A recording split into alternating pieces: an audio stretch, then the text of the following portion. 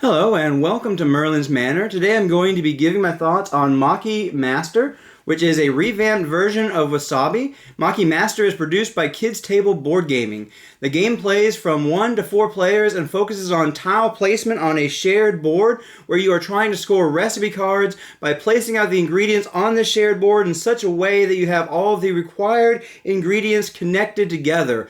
I'm going to start out by giving a brief gameplay overview and then get into my thoughts on the game.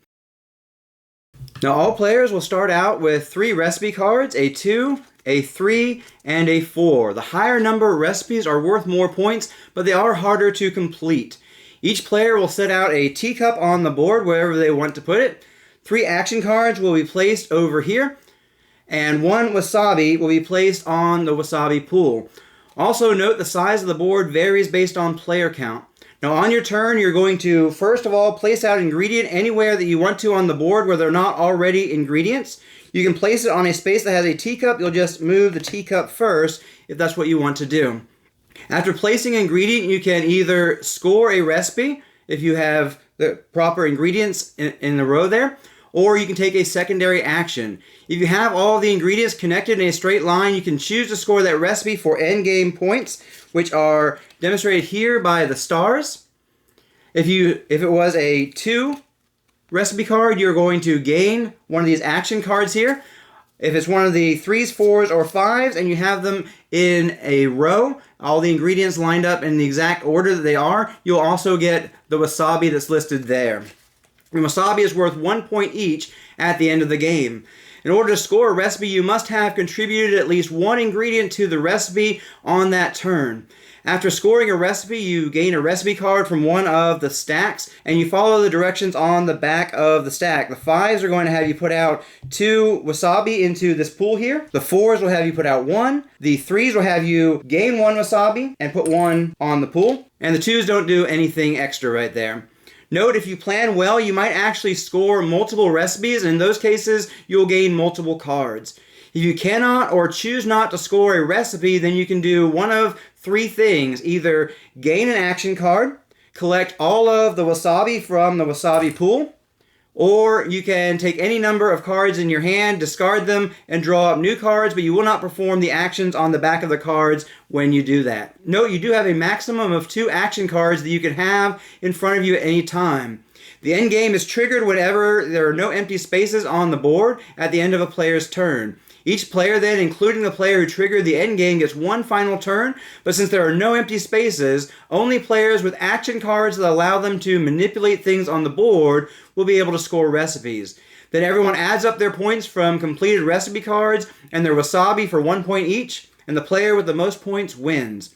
If there is a tie, then the tied player with the most wasabi wins, and if still tied, the tied players share the victory. The rulebook recommends everyone take a teacup and toast the winner's success. Now let's get into the art and components here as we begin the game review. I have the deluxe edition, which comes with a few expansions, plus upgraded wasabi tokens for the large wasabi, and an upgraded storage solution. Beyond that, I believe all the components are the same between the deluxe Kickstarter edition and the standard retail edition. The components are nice, the art looks good, and overall the components feel like they're going to hold up. The dishes for storing your wasabi in are good and add an element of immersion into the game. Overall, the components are mostly basic cardboard components with a few wooden components. Nothing too special, but good enough to serve the purpose. One gripe that I do have about the components is that there is not enough wasabi. We often find ourselves running out, and I keep some small green cubes that I have gotten from the Wingspan box in the box for when we run out. A few more large wasabi would have taken care of this issue. Now let's get into ease of play. The game is super easy to learn. You place out a tile and then you either score a recipe if you matched, or you take one of 3 other simple actions. The action cards are easy to understand as well. The rulebook itself is short and there are player aids that show you what you do on your turn. Scoring likewise is super simple. You add up your completed recipes and your wasabi. The complexity from this game all comes from the strategy and not really on how difficult it is to learn to play. Now let's talk about the gameplay itself. I enjoy the overall gameplay. This game is a fairly light game, yet with a decent depth of strategy. When completing recipes, which recipe pile you draw from depends on how much you feel like you can achieve a larger value recipe before the game end, as well as considering the Wasabi distribution from taking the card. Picking up action cards can provide great options for being able to complete recipes when you otherwise would not be able to, especially going after those larger recipes. And so picking the right cards, especially given the current board state and the difficulty of the recipes you're trying to fulfill, can require some wisdom. You also may want to hold on to an action card for the last round that will enable you to stack an ingredient on top of another, switch ingredients, chop an ingredient, or otherwise manipulate the ingredients on the board so that you can score one final recipe. Then there is choosing to take from the Wasabi pool as a secondary action. On the one hand, you might try to wait for it to get bigger, hoping that others will not take from it before it gets back to you. And there are even times I have forgone scoring a recipe just to take from the Wasabi pool because there's a lot of Wasabi out there. While there are plenty of times when players' agendas can conflict and one person creating a recipe can mess up another's plans, the action cards provide enough mitigation that usually those setbacks are not permanent. And with proper planning along with action cards, you can usually play strategically for multiple routes to scoring your recipes. And if not, you can just move on to one of the other recipes. Another part of the strategy of the game is to be opportunistic with the ingredients that others place down, as utilizing an ingredient someone else placed is one less ingredient that you need to place out. But be careful not to get into a fight over the same spaces, or you may find it being less efficient at that point. This game provides a light amount of strategy in a fairly quick game with quite a bit of player interaction. Yet I did not find it too antagonistic because everyone has their recipes that they are focusing on, and while in the process of going for your own recipes, you may mess someone else up, but it wasn't just to mess them up, but rather just because you needed that space to complete your recipe. And again, there's that mitigation that you can have there to still be able to score your recipes usually. The game length is also fairly short, playing in about 45 minutes, which feels just about right for this game. As far as the solo mode goes, I have mixed feelings so far. I have only played it solo 4 times, and only on 2 of the different goals, Novice and Simplicity. Luck does seem to factor in quite a bit on the solo mode, as it is a tight efficiency puzzle with some degree of randomization. Plus, you really just have to get recipes that you can fulfill quickly. You will select one of the 4 goals that are going to provide you with different requirements for numbers of recipes to complete, some of them focusing on completing a lot of quick recipes, and others that focus on the bigger recipes. There is no focus on scoring points outside of gaining enough Wasabi to meet the requirements for at least a 1-star victory, and potentially enough Wasabi for a 2 or 3-star victory, and the amount needed varies from challenge to challenge. The various challenges do offer up some degree of replayability for the solo mode.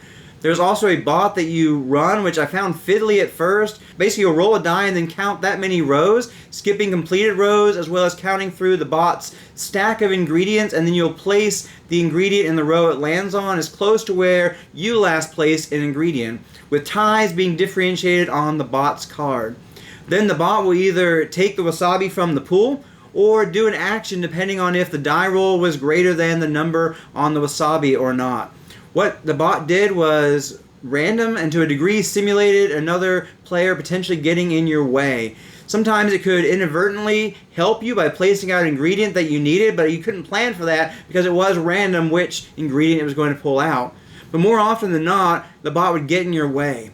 But there are many ways you can mitigate, both in the ways you place out ingredients, as well as by having action cards that will help you. I'll definitely say the solo mode is challenging with that tight time frame to get everything done, and sometimes it just comes down to luck of where the bot places out and luck of what recipes come out. In fact, I won the Simplicity game by a lucky final recipe draw that I was able to fulfill by using an action card that I had saved going into that final turn after the board was full. So there was some strategy in there combined with luck at the end of the game. Overall, to really know what I think of the solo mode, I'm going to need to play it some more. So these are a little bit more first impressions here when it comes to the solo mode. I have so far enjoyed the challenge, but do have concerns with how luck will overall affect each game, or if the challenge to overcome the luck of the draw will also be itself fulfilling. Now let's talk about replayability. With a wide variety of recipes and how different each board is going to look with the ingredients that people choose to put out, this game has great potential for longevity. No two games are going to be alike. I also find the mini expansions that came with the Kickstarter version help provide some extra ways to freshen up the game. There is an extra set of recipe cards that focus around making a 4-ingredient grid, which will gain you an action card when you get it. There are a couple of extra action cards and an expansion which adds extra ways to score points. These expansions will add even more variation to the game to keep it interesting, but even the base game provides enough variation from game to game to keep things interesting. Now let's talk about the theme briefly. I enjoy the theme of preparing sushi, and while the gameplay and mechanics are a bit abstracted from the theme, I do find the theme helps add a bit of atmosphere to the game. Now let's get into my final thoughts on the game. I enjoyed this game for a quick, lightweight, tactical game. I'm giving it an 8 out of 10. I enjoy puzzling out how to fulfill the various recipes and how to mitigate the proverbial wrenches others may throw into my plans. I do not personally find the fighting over spaces to be too cutthroat, as everyone just has their own plans that they are trying to make happen, and sometimes that just means getting in each other's way.